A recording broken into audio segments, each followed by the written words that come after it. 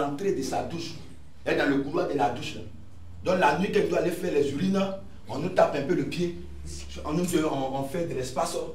Et puis ils s'en vont faire les besoins. Et puis quand ils sortent, on ferme l'espace. Ah ouais. On a fait là comme ça une semaine. Une semaine. Un jour, le monsieur a dit que ça affecte vraiment leur intimité. Et vraiment, ça. Alors lui, bon, il a aussi votre dossier à gérer. Voilà, c'est important. Donc on a laissé. Il a dit de partir. On va aller où? On va aller où? Le frère aussi, son papa est policier. Son papa lui a dit, tu as dit que Dieu t'a appelé, tu es parti. Ne me dis pas que Dieu t'a été révélé ici. Parce que le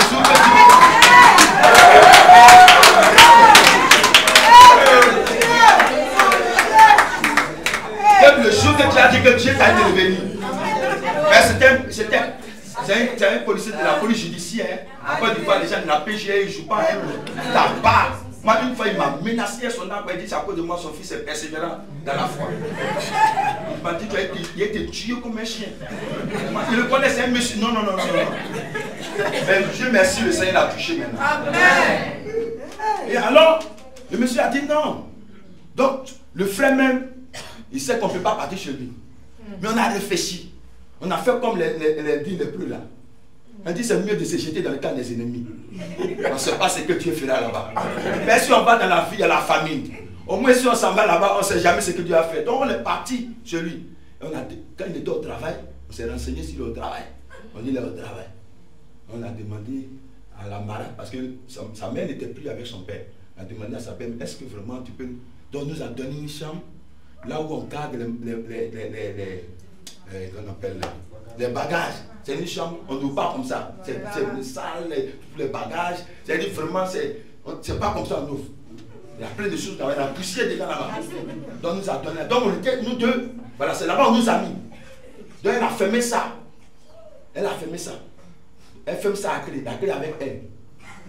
Oui, parce que c'est elle qui connaît les mouvements de son mari dans la maison. Donc quand son mari est là, qu'on appelle, c'est fermé, la clé avec elle. Quand son mari va au travail, elle ouvre. Là, nous savons qu'on a liberté. Mais comme c'est un monsieur, j'ai dit ton histoire ne s'arrêtera pas là. Amen. Nom de Jésus. Amen. Et comme c'est un monsieur de la police, vous voyez, ils ont certains... Voilà, donc, il dit non, il dit à sa femme, il prend sa femme, il dit à sa femme, il y a quelque chose qui ne se passe dans ma maison.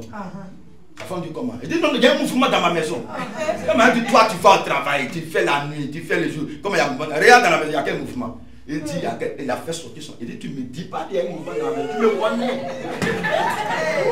Sa femme dit, il y a un mouvement dans la maison. Il y a deux personnes ici.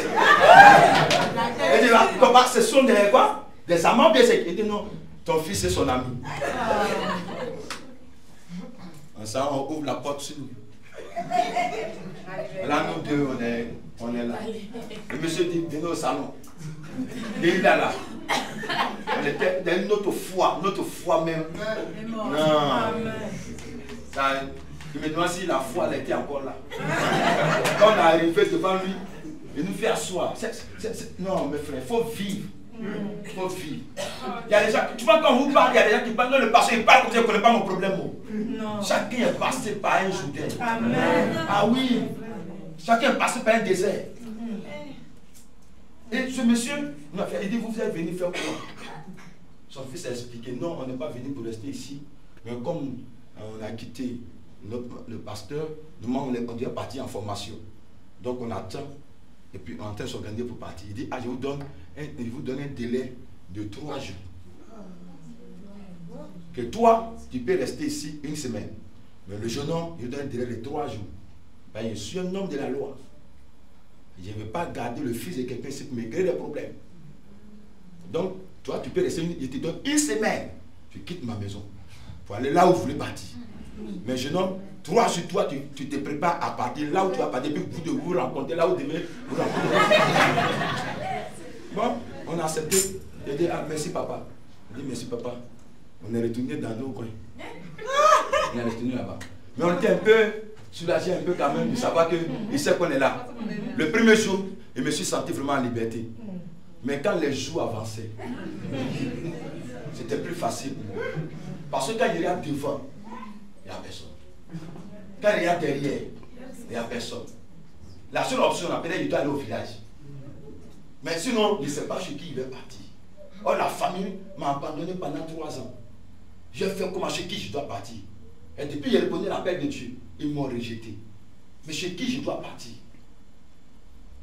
Donc, mes frères, quand ils savaient qu'il me restait un jour, la nuit, je n'ai pas dormi. J'ai pleuré toute la nuit.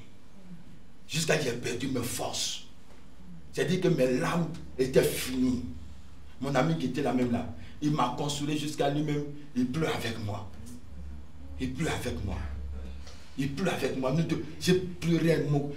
À un certain moment, j'ai dit, Seigneur, Seigneur, Seigneur, mais où tu es? J'ai tout laissé pour toi, Seigneur. Mais où tu es? Pas parce que j'ai péché dans mon église qu'on m'a mis sous discipline. Mais parce que le pasteur, parce qu'il voulait, il se sentait menacé par mon zèle. Seigneur, je n'ai rien fait. Et j'ai commencé à pleurer. Et c'est là le lendemain. Il devait quitter la maison à 15 h. Il m'a dit de quitter. Le monsieur dit, il va au travail. Et il lui vient vers 17 h. Il est à 18 h. Il dit, avant qu'il n'arrive, il faut que je parte. Donc plus l'heure avançait, vous voyez la douleur que je portais dans mon cœur. Plus l'heure avançait, je sentais une grande douleur. Et c'est en ce moment, je dis à mon ami, est-ce qu'on peut quand même sortir un peu, on s'assoit à l'ombre de votre maison, on va parler un peu, parce que tout ça, on va parler. Et c'est pendant qu'on parlait, on était sortis, pendant qu'on parlait,